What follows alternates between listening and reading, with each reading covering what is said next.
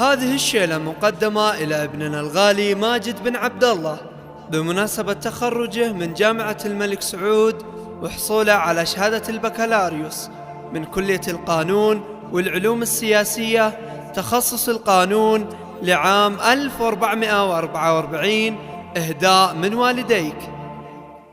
تهيض المشاعر من غلافير رضا الغالين، هو عم الفرح شوفتك يا ماجد قدامي، يا ماجد التخرج تم من بعد جهد سنين،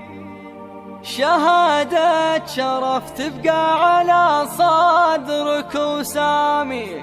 يقولون للفرحة والأهل الفرح عيدين،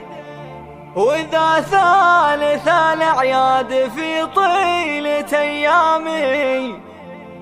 وإذا ثالث الأعياد في طيلة أيامي.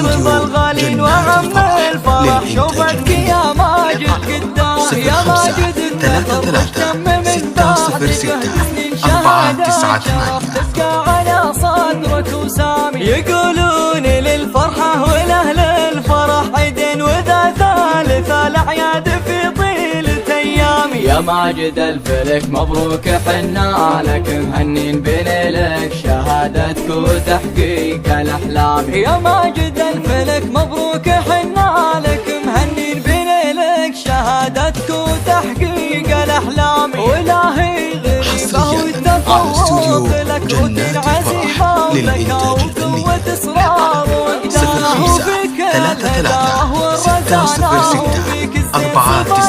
صفات الطيب يا ولد الأكرام، وبك عبد الله اللي تاج للمرجله والدين، وأمك سارة والشرف سامي، خواتك يهنونك من الحين لين الحين، وأمك مشاعرها ما تكتب بالأقلام، وأخوانك ما تحصى مشاعرهم الوفي، وأخوك خالد وأخوك فارس وهم غير الأخوان، تهيض المشاعر من غلافير رضا الغالين، وعم الفرح شوفتك يا ماجد قداه، يا ماجد التخرج تم من بعد جهد سنين، شهادات شرف تبقى على صدرك وسامي، يقولون للفرحة والأهل الفرح عيدين، وإذا ثالث الأعياد في طيلة أيامي، يا ماجد الفلك مبروك حنا لك مهنين بنيلك شهادتك وتحقيق الأحلام، يا ماجد الفلك مبروك حنا لك